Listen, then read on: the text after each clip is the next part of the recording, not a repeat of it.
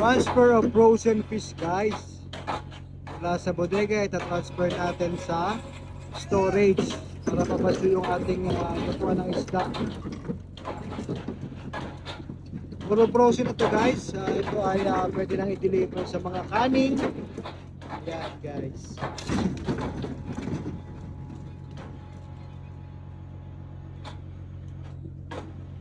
Yan, transfer tayo ng isda. Frozen na to guys, frozen na. Ilipat dito sa bodega na to. Kita mo yung mga frozen fish guys. Kaya itsura niya sa storage. Kailangan mapuno itong storage nito para mapuno yung barko ng isda.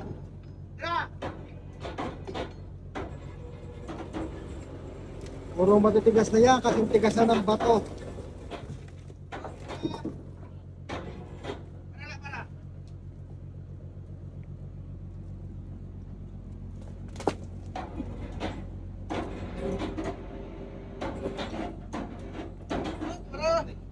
Pangkaning ito guys hindi ito nabebenta sa palengke. Pina-process ito as canned tuna. Mga dilatang tuna guys. Yan. Sisiksikin yan dyan para mapuno yung bodega natin. Napakatigas na nito guys, kaya yan.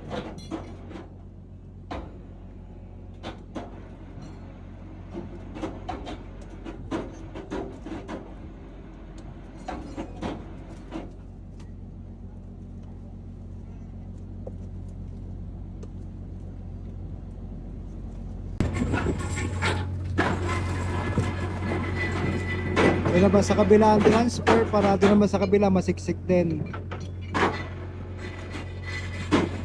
Para mabaso yung ating bodega para makapagluto ulit. Yung bodega guys doon yun pinifrozen ng isda. Ito namang storage, ito yung istaka ng isda guys. Dito ini-stock yung mga frozen fish na.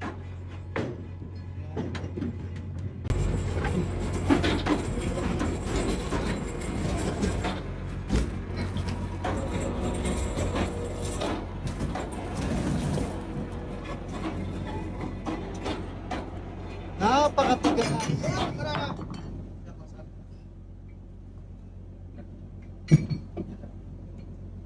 Para mapuno na. Sa hotel, sa hotel.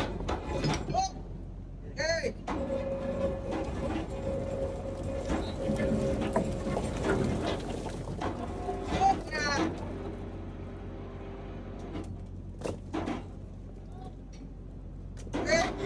Super tigas na ito.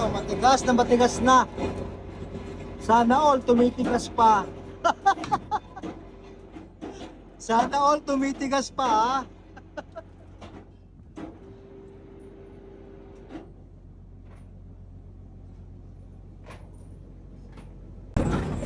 Pangpuno na to sa ating isang storage. Lasalok para mapuno. Ayan.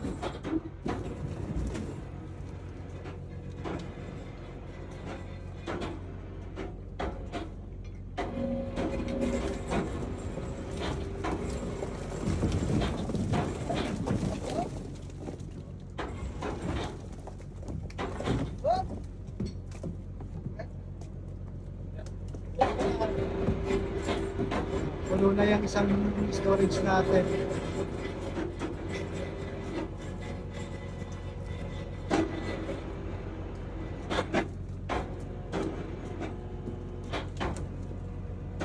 Sinisiksik talaga yan guys para tama-tama sa capacity guys. Napakatitigas na nito kaya yan, ganyan na yan. Pag hinangot, papunta na to sa mga kaning. Ganyan.